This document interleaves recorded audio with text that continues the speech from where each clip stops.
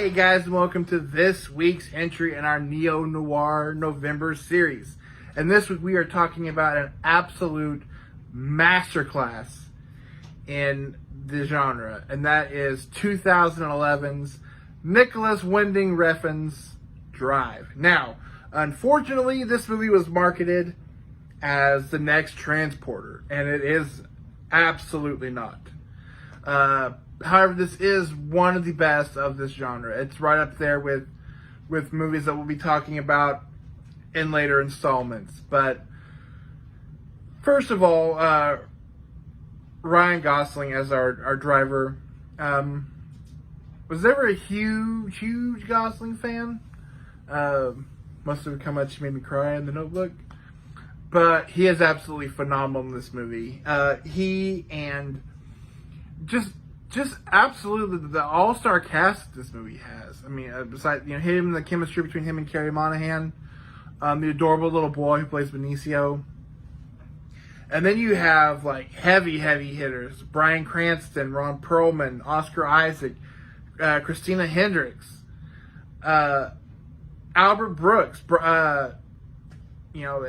playing a menacing mob boss who shaved his eyebrows. He looks really bizarre. But no, this movie is great. It's your classic took money from the wrong people and now fixing it may cost you everything.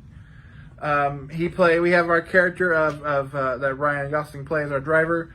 He's a stunt driver by day, and a getaway driver by night. It's a very Statham-esque set of rules he has. You have 5 minutes. Whatever happens in that 5 minutes, he's with you to the end. He doesn't carry guns. He doesn't do anything like that. Although he is fairly handy with a hammer. And again, this is a movie that is very slow from what you're expecting. Especially, and honestly, we'll get into that, but no. So he's a driver, and Oscar Isaac. He decides to help Oscar Isaac, who is the recently paroled husband of Carey Monahan and her little boy. He owes some money to bad people. They steal some money. That money's from an even worse person, and things go south. And that is kind of the spoiler-free version of the movie. And I gotta tell you, this number one, the cinematography that it's hard to say his last name, so you have to say Nicholas Winding Refn, pulls off is absolutely gorgeous. New York, Los Angeles is filmed absolutely beautiful. It's all concrete and steel because it's all about street level. And I kind of feel like this is kind of the more definitely more serious, but also kind of I want to say sophisticated version of like a film like Baby Driver, which got a lot of praise at the time, and this movie didn't upon its release. It has a huge following now, but again, because of how terribly they marketed it. But just the street level cinematography, the driving that's done in this movie is great if you're a gearhead. I couldn't tell you anything about the cars. I don't even remember what most of their colors were. There was a red one at some point. But if you're into that stuff, it's really great. To me, the highlight of this movie, above everything else, is this amazing synthwave score, and then the couple of songs that pop up here and there in the movie. The songs are used to perfection, but this score, it's so great. It reminds me of the best of scores like this, whether it's Vangelis' score from Blade Runner, or honestly watching this movie reminded me a lot of Tangerine Dream score from Thief. It's a movie we talked about earlier this year, which this movie honestly reminds me a lot of in that way. Not just the score, but in the way it's shot and kind of how James Caan's character, the thief, is very much kind of like, in a way, kind of like Ryan Gosling in this movie. And I kind of feel like that's a huge impact on this film. But no, this score it's so beautiful and it's driving, and I love this synthwave score. I'm kind of glad it kind of took off between this and then It Follows 3 years later. And now we're getting John Carpenter, who's kind of like, to me, the king of synthwave. Before synthwave was a thing, him and Alan Hallworth in the 80s. Absolutely adore this score. I absolutely love this movie. It is one of those 10 for 10 movies for me. I do have one nitpick of the entire movie in its entire runtime, and that is it goes on for maybe 2 minutes too long. You have this one, and I won't spoil it, but there's an ending that's the perfect ending to this movie, and the movie goes on for just a couple more minutes. It still ends okay, but to me, kind of lessens the impact of what should have been the final shot. Otherwise, this is an amazing movie. It's absolutely it's a slow movie. It's very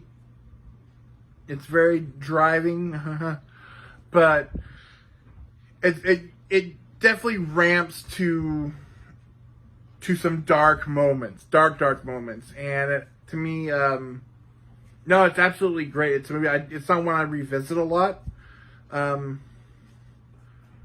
Honestly, I haven't seen it since it came out, but it's definitely one that will probably be higher in the rotation after that. Like it's a movie that kind of I didn't feel as much for it as I do now. Almost like The Guest in that way, which is another synthwave type score movie. Kind of they could be cousins. But no, I absolutely adore this movie. Now, I won't say too much because this is a great movie and I think you should check it out. So if you haven't seen Drive, do so. If you love Ryan Gosling, and honestly, it's kind of like a huge standout to me for Nicholas Winding Refn. I have not seen his early stuff. I know he did like a trilogy of movies, and then a Viking movie with Mads Mikkelsen. He did have a movie. It's a follow up to this. It's not a sequel or a spinoff, but it does reteam him with Ryan Gosling, called Only God Forgives, which is a movie that I remember liking. I know not a lot of people did when it came out, and of course The Neon Demon, which I think is a great movie. And I'm kind of hoping to see him come back and do. I know he's been doing a lot of. He has like a TV show that he does on Amazon.